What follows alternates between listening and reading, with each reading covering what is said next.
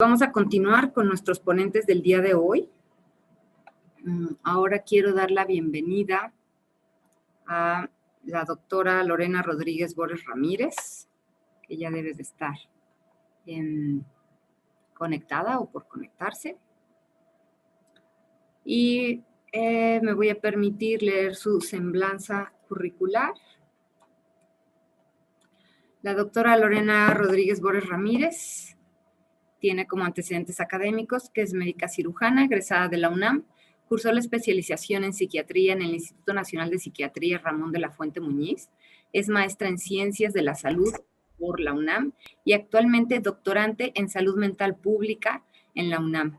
En 2014 fue ganadora del premio JJ por la Sociedad Internacional de Trastorno Bipolar para una estancia de investigación en trastornos afectivos en la Universidad de Nuevo México, Estados Unidos. Cuenta con cursos de entrenamiento de violencia familiar, derechos humanos y telesalud. Laboró además como psiquiatra adscrita a la Clínica de Trastornos Afectivos en el Instituto Nacional de Psiquiatría Ramón de la Fuente en 2012 hasta febrero de 2019. En marzo de 2019 se integró al equipo de la Oficina de la Dirección General en los Servicios de Atención Psiquiátrica y a partir del 1 de agosto fue nombrada secretaria técnica del Consejo Nacional de Salud Mental. Dentro de las actividades docentes es profesora de psicofarmacología de la Facultad de Ciencias de la Universidad Panamericana desde 2014 y las principales líneas de investigación clínica son la depresión resistente a tratamiento, la influencia hormonal en la depresión y aspectos genéticos de la depresión. Por otro lado, también con líneas de trabajo en materia de uso de las tecnologías de la información y la comunicación en salud mental, teleeducación y expediente clínico. Muchas gracias, maestra. Bueno, ya arrancó este día con este movimiento, que es padre llamarle así, que yo creo que va a ser algo permanente. Entonces vamos a hablar un poco de temas que seguramente ya se tocaron. Escuché la presentación del doctor Grajales, que fue una ponencia impresionante, y creo que también tocó ya muchos puntos. No es ser repetitiva, sino creo que es reforzar mensajes a las personas, recordando que no importa nuestra formación, no importa nuestro nivel educativo, todos somos personas y todos tenemos derecho a la salud, pero también tenemos todos derecho y tenemos obligaciones de respetar a todas las demás personas. Entonces, si me permiten, voy a compartir la pantalla. Entonces, vamos a hablar un poquito acerca del estigma y la psiquiatría. Entonces, bueno, como ya sabemos, a ver, un segundito, Ay.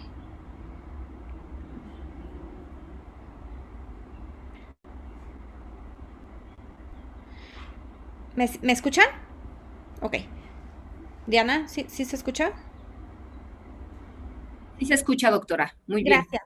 Perfecto. Bueno, pues nosotros sabemos que lo que nos dice la definición del estado, de lo que es la salud mental, ¿no? Entonces, la OMS lo ha definido como un estado de bienestar en el que la persona realiza sus capacidades y puede hacerle frente al estrés normal de la vida y trabajar de forma productiva y de contribuir con la comunidad. Sin embargo, sabemos que las personas que tienen una condición de salud mental, el alcanzar realmente el tema de esta definición es realmente todo un proceso que no siempre es fácil y que aparte contribuyen muchos factores que seguramente hablaron, y uno de ellos es este factor social que impide muchas veces a las personas a llegar a esto, a pesar de que tengan los demás factores adecuados, ¿no? O sea, en la parte biológica, en la parte psicológica. Sin embargo, si esta parte social impone este tipo de etiquetas, como lo vamos a ir viendo, del estigma, por supuesto que va a ser una gran barrera para que podamos llegar a este estado. El tema del panorama mundial de la enfermedad mental, puse algunos datos. Sin embargo, lo que quiero recalcar sobre todo es que cualquiera de nosotros podemos tener un tema de una condición de salud mental o inclusive un tema de enfermedad mental.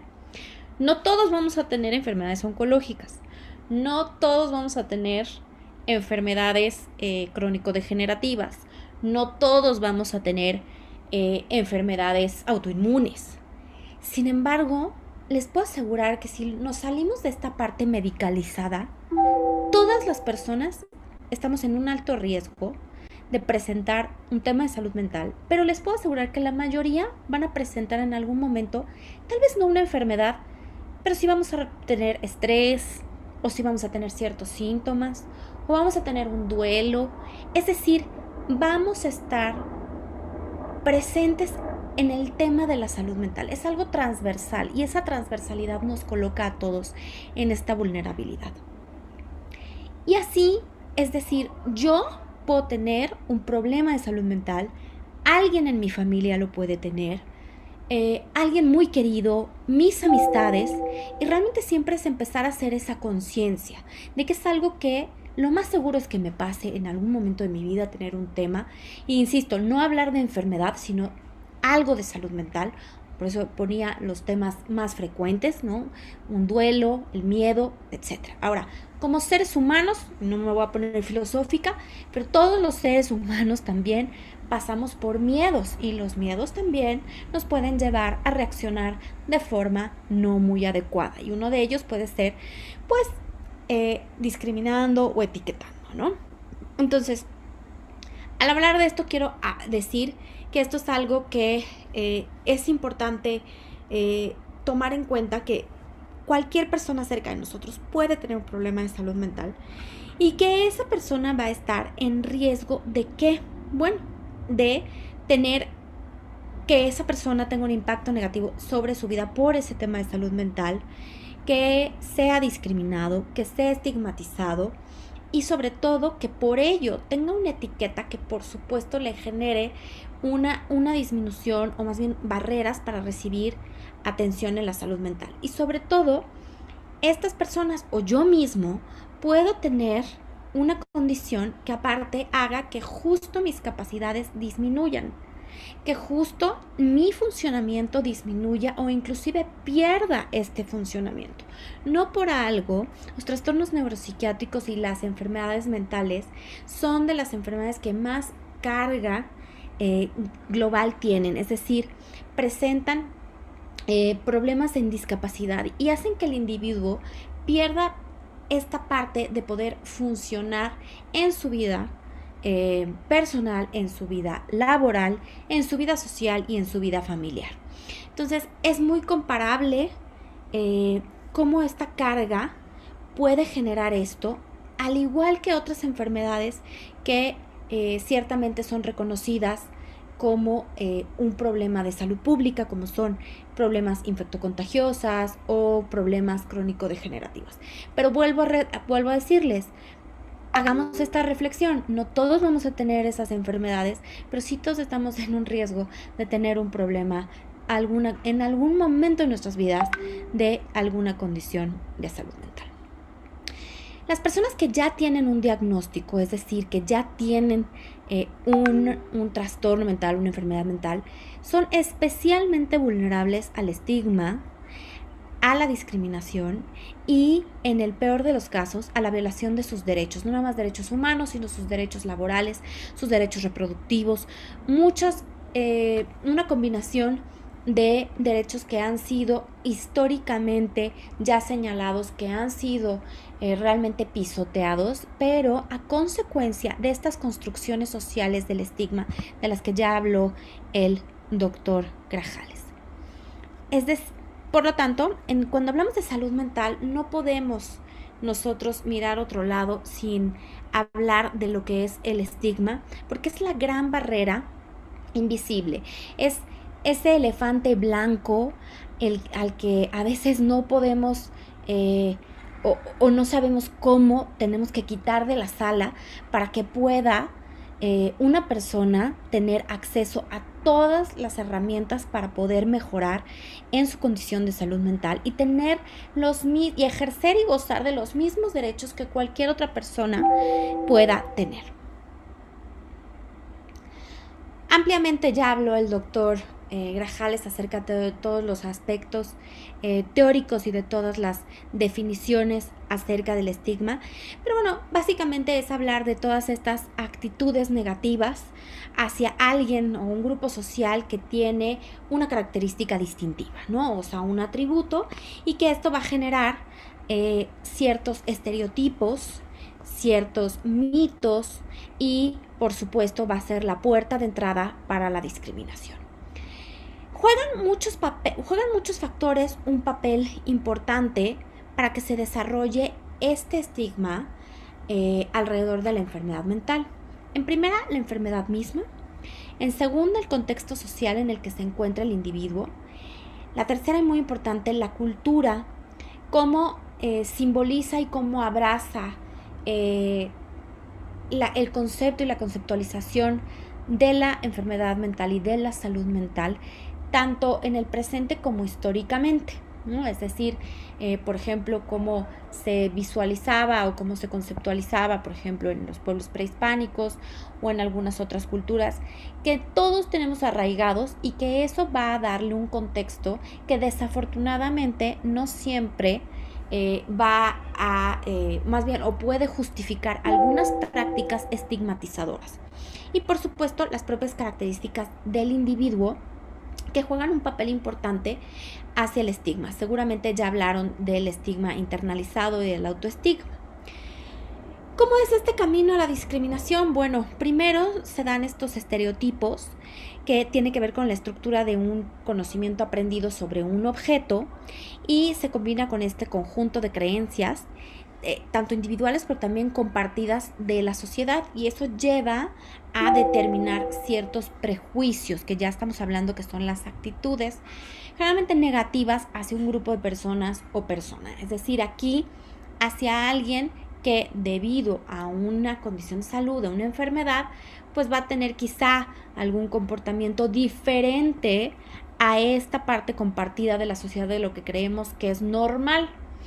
Y eso, cuando se junta ahora sí que el planchado con el lavado, pues es el camino y es el caldo de cultivo preciso para generar discriminación, que ya sería realmente este comportamiento del estigma, esta parte conductual del estigma, y que desafortunadamente está compuesta de comportamientos de rechazo como resultado precisamente de estos estereotipos y estos prejuicios. Aquí juegan dos elementos: la parte que ejerce la sociedad a través de estas actitudes perjudiciales, pero también cómo el individuo las internaliza, es decir, cómo percibe o tiene esta autopercepción de este estigma, y genera la aparición de emociones y juicios de valor hacia su propia persona de forma negativa. Entonces, esto aumenta, por supuesto, al individuo a inclusive querer quitar estas barreras, a poder accesar a pedir ayuda, sobre todo si tiene un problema. Las personas en general afectadas por algún trastorno mental, alguna discapacidad, alguna condición de salud mental, afrontan varios tipos de problemas.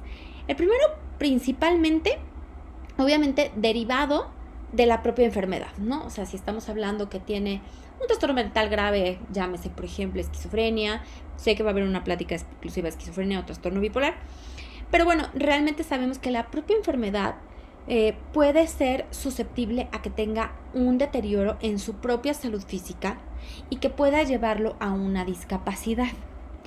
Pero también tiene otros problemas relacionados precisamente con esta gran barrera, este elefante blanco que es el estigma, que paradójicamente suelen ser más permanentes y refractarios a una intervención. Es decir, las personas que tienen algún problema derivado de la propia enfermedad, pues que tuvieron un brote, etcétera, se puede dar de alguna forma alguna intervención. Sin embargo, el estigma es también una barrera desafortunadamente invisible, la que muchas veces no podemos dar una respuesta desde un solo ámbito, por ejemplo el ámbito sanitario, sino que tiene que haber una respuesta en conjunto con todas las demás personas, con el sector social. En primera es, como ya hablábamos, esta discriminación que puede ser social, ¿no? Las personas que nos alrededor, nuestra familia, nuestras amistades, pero también desafortunadamente es institucional, y esto vamos a hablar un poquito más adelante. Y esto genera, por supuesto, barreras para obtener atención. Y a la atención es barreras a los propios tratamientos, hablando del estigma, hacia los tratamientos para los trastornos mentales o las condiciones de salud mental.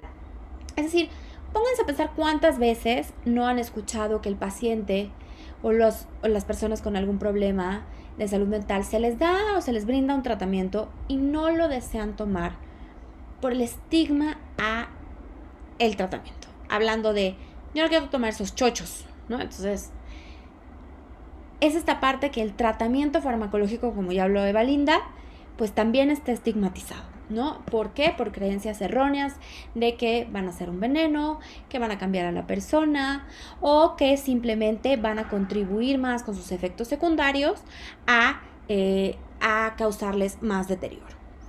El otro es el estigma a los servicios de salud mental y a la propia psiquiatría. Hemos estado hablando que también existe este miedo a recurrir a un profesional de la salud mental o a estos establecimientos por el miedo o por el estigma de que ahí se hacen intervenciones inhumanas o que se hacen intervenciones peligrosas para la salud, etcétera.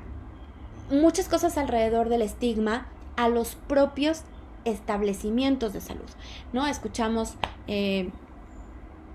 palabras discriminatorias, ¿no? Que las voy a mencionar porque es importante. Es que ahí es el manicomio. No, no es el manicomio. Es un hospital, es una institución donde se brinda un tratamiento integral para personas que necesiten algún tipo de intervención aguda por algún problema, alguna descompensación en su trastorno, generalmente los trastornos mentales severos como son esquizofrenia o con trastorno bipolar. Es que en ese lugar dan electrochoques. No son electrochoques, es una terapia que tiene un nombre, tiene una base científica y que realmente si nosotros se hace bajo un esquema ético y legal, protegiendo siempre un estado de derechos de las personas que eligen esos tratamientos. Esos son simplemente algunos ejemplos de por qué las personas a veces tampoco se acercan a los servicios de salud mental, a pesar de que puedan saber dónde se encuentran. Y el otro es el estigma a los profesionales de la salud mental, los cuales se ve o se puede recibir de dos vías. Uno es del propio usuario o de la propia sociedad también, ¿no? Es el loquero, no te acerques al psiquiatra porque están locos. Y esa es una connotación de estigma. Pero también dentro de las propias prácticas profesionales de la salud, es decir, dentro de las especialidades médicas, desde que nosotros estamos en la formación, yo invito a todos los que estamos ahorita conectados, ¿cuántas veces no recibimos una burla, ¿no? Hacia los psiquiatras, hacia los profesionales de la salud mental, hacia los psicólogos, los psicolocos y otro tipo de nombres que en general siempre se reciben. La otra cosa que yo también notaba, sobre todo cuando uno decide incursionar en la salud mental, es también la propia discriminación que se vive socialmente hacia ellos, ¿no? Recuerdo y les invito a reflexionar si les dijeron a algún familiar, especialmente familiares médicos, que les decían, yo voy a escoger psiquiatría. Era realmente, en alguna ocasión, yo lo viví con un tío que era cirujano, que me dijo que era una gran decepción. Y alguna vez algún colega, amigo mío, platicó la anécdota de cómo le dijo a su mamá, voy a escoger psiquiatría. Y su mamá volteó y le dijo, maravillada, y le dijo, ay, mi amor, siempre supe que ibas a ser un buen pediatra. No, mamá, psiquiatra. ¡Ah! ¡Psiquiatra! ¿No? Entonces, es realmente esta parte que permea, no nada más en el tema de la enfermedad mental, sino también a quienes damos atención a las personas con algún problema de la salud mental, que también somos foco para estigmatizar, foco de prejuicios y lo más importante o lo más grave es que también de alguna forma es discriminatorio. Los prejuicios más usuales, que seguramente ya también se mencionaron, es que se percibe a todo esto que hablo, a las personas con algún trastorno mental, a los servicios, al tratamiento y a los psiquiatras, de alguna forma, como peligrosos. Pareciera que esto supone una amenaza al orden público y son en general parte de los prejuicios. La otra es esta parte de que es impredecible, es decir, pues no se sabe cómo va a reaccionar la persona con algún problema de salud mental, o inclusive también, insisto, los tratamientos y todos los servicios. El tema de pensar que una enfermedad mental a fuerza tiene que ver con una pérdida de capacidades o que esté asociado con algún tipo de deficiencia psicomotriz es realmente otra de los prejuicios más usuales. La otra, que en algún momento se piensa que son como niños, que hay que cuidarlos como alguien que no tiene un desarrollo suficiente para tomar algunas decisiones. La otra que vemos es la culpabilización, es decir, algo habrá pasado, algo habrán hecho para tener una condición de salud mental. Y la otra es también encasillar a las personas con trastornos mentales como irrecuperables, ¿no? Que eso realmente también va un poco de la mano con el tema de tampoco conocer o reconocer a la psiquiatría como una rama y una disciplina completamente con bases neurocientíficas, porque es así pensar que eso es algo irrecuperable, que eso es algo del alma y que es algo que no tiene una base científica para poder afrontarlo. Algunos mitos sobre la enfermedad mental es que las personas, por eso decía, que son violentas, que son pobres o menos inteligentes, que es causada por una debilidad personal y ahí culpan precisamente directamente a la persona, que la enfermedad mental es un desorden, vuelvo a lo mismo, singular o raro o inclusive del alma y que no tiene nada que ver con la ciencia actual.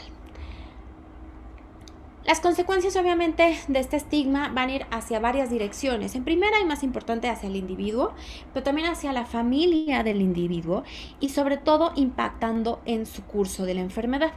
Desde el mismo individuo que puede negar el recibir algún tipo de atención, volverse esta barrera que hemos hablado para la búsqueda de atención, inclusive ponerlo en otros riesgos como de abusar de sustancias y afectar sus relaciones propias, sociales, familiares y de pareja, así como disminuir sus posibilidades de un empleo, ¿no? Empeorar obviamente la vivencia de la enfermedad y sobre todo, y lo más importante, es cómo afecta su calidad de vida, cómo impacta en su funcionamiento y por supuesto que esto se convierte en un obstáculo mayor para su mejora.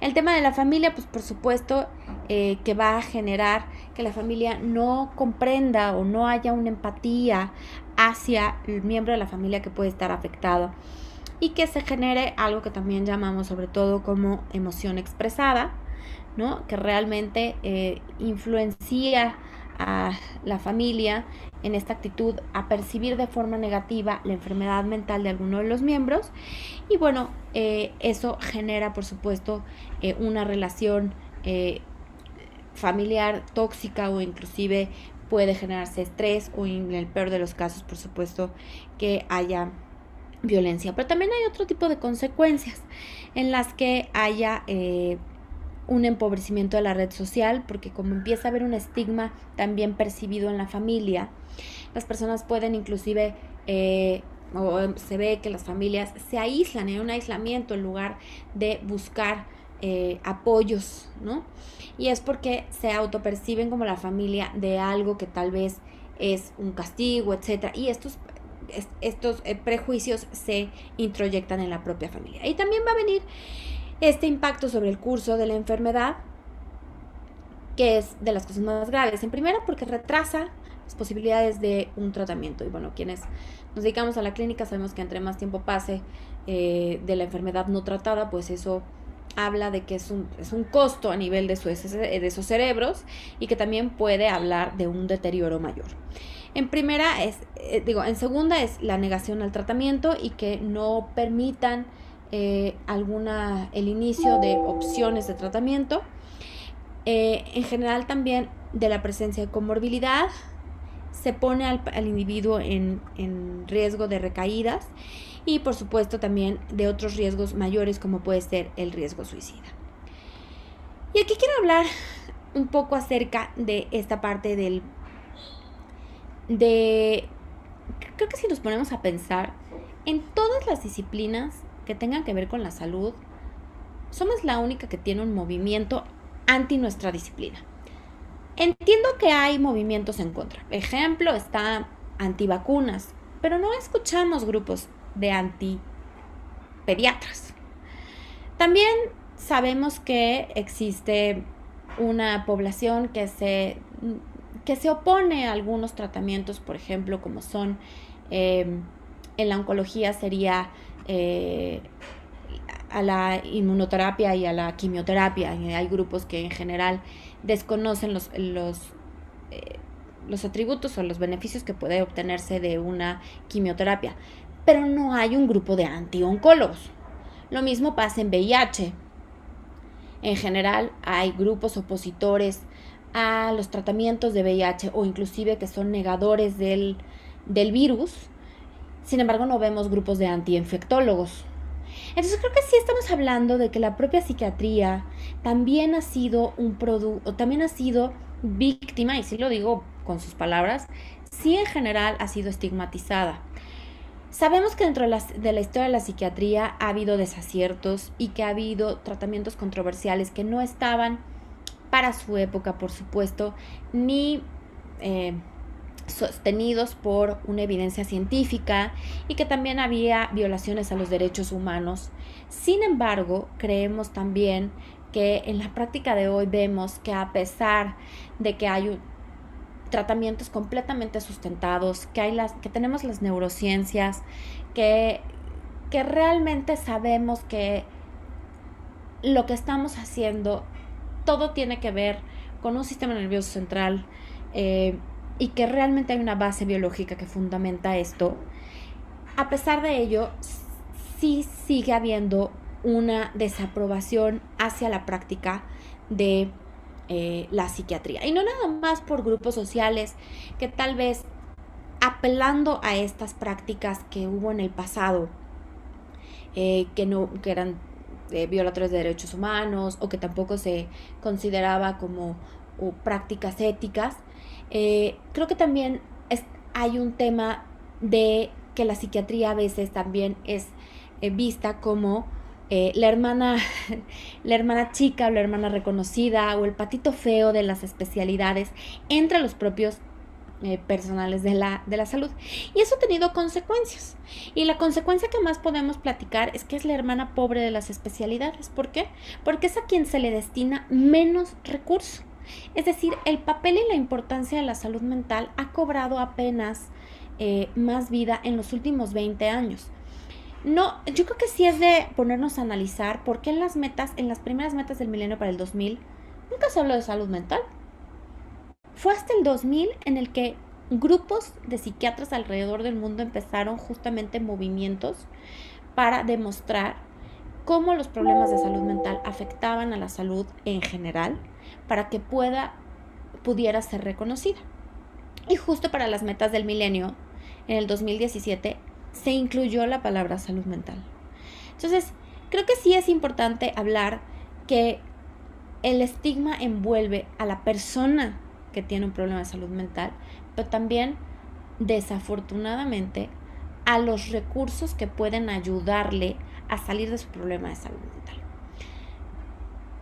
Y eso, por supuesto, también se traduce, desafortunadamente, en la persona que vive con algún problema de salud mental, ya que la brecha de atención es altísima, de 70%, y que aparte muchas veces, a pesar de que la persona busque ayuda en los servicios de atención primaria, a veces precisamente por este estigma, los mismos profesionales de la salud mental o el mismo sistema hospitalario o de salud no permite que llegue justamente algún tipo de servicio de salud mental.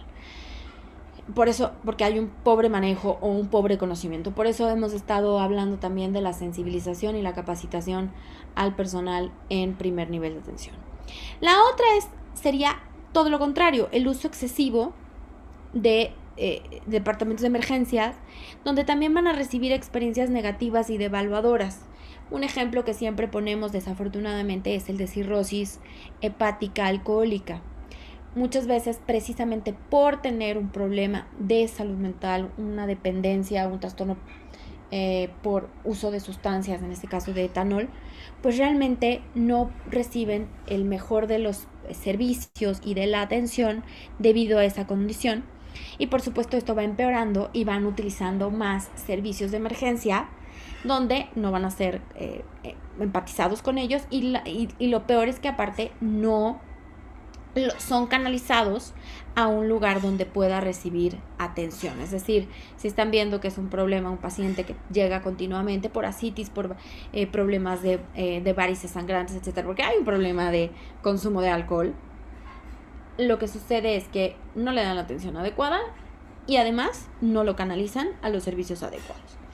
Y por supuesto eso va a generar una lo que decía, esta parte invisible de la atención a estos problemas de salud, y por supuesto que hay una limitación en los recursos que se destinan para salud para los profesionales de la salud.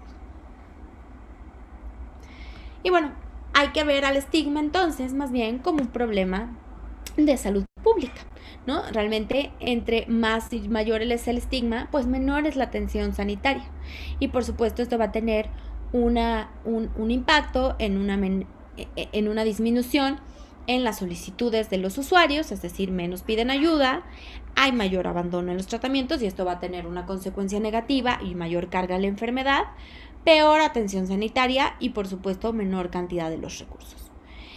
Como les decía, en el ámbito sanitario existe este prejuicio también entre los colegas de otras especialidades, en el que también se habla de esta parte como de infantilizar a la persona que tenga algún problema de salud mental, culparlos, ¿no? Decir que es realmente responsables de ello y por ello que es una debilidad de carácter, que es una falta de voluntad, y por ello tampoco se canaliza a los servicios adecuados.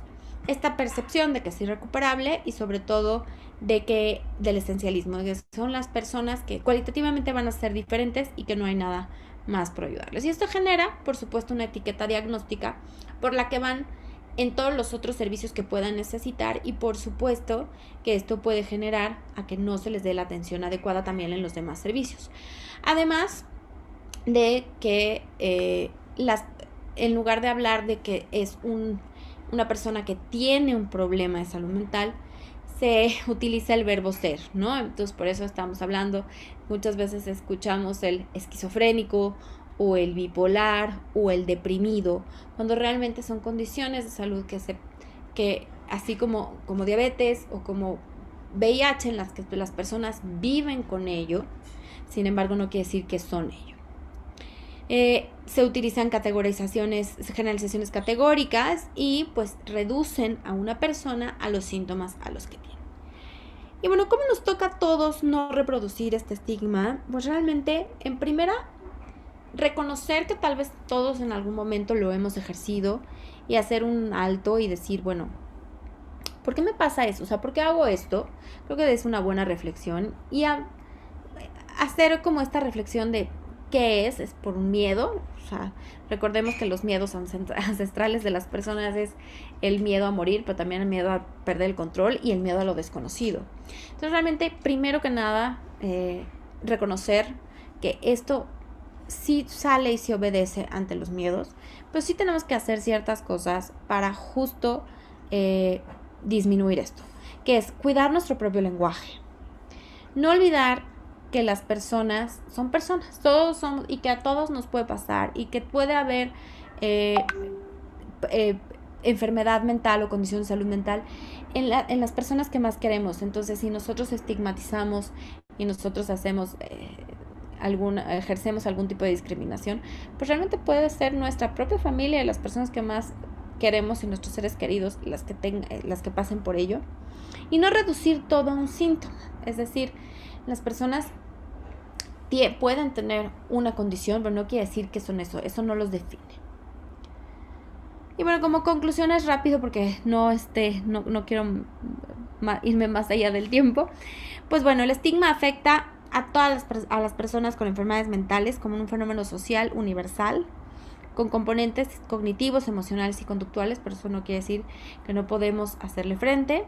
Es difícil de erradicar, claro, porque está muy embebido en contextos culturales, pero eso no quiere decir que sea una, o sea, que nos decepcione, que digamos, no, no podemos contra ello, no, al contrario. Eh, Funciona sobre personas y grupos concretos, específicamente personas con un atributo especial, en este caso pues con las personas con trastornos mentales y desafortunadamente mentales graves, y tiene resultados negativos en términos de discriminación. Es reforzado por la ignorancia y por las imágenes distorsionadas difundidos en los medios de comunicación, que ya hablaron por ahí. Y bueno, existen estrategias para contrarrestarlos, como bueno, la protesta civil, que debe de ser siempre bienvenida y que debe de ser encauzada siempre a el respeto a los derechos y el ejercicio de los derechos de las personas con algún problema de salud mental. La educación, que eso es parte del objetivo de esta campaña, hacer difusión y educar y sensibilizar acerca de la salud mental. Y el contacto social, es decir, trabajar eh, con otros actores sociales justamente para poder erradicar esto. Pues les agradezco mucho, muchísimas gracias. Doctora Lorena, muchas gracias a usted por esta explicación acerca del tema del estigma. Sin duda, muy importante hacer la reflexión de qué es lo que estoy haciendo, por qué estoy pensando, clasificando a la gente así. Le agradezco mucho por su participación. Gracias, gracias.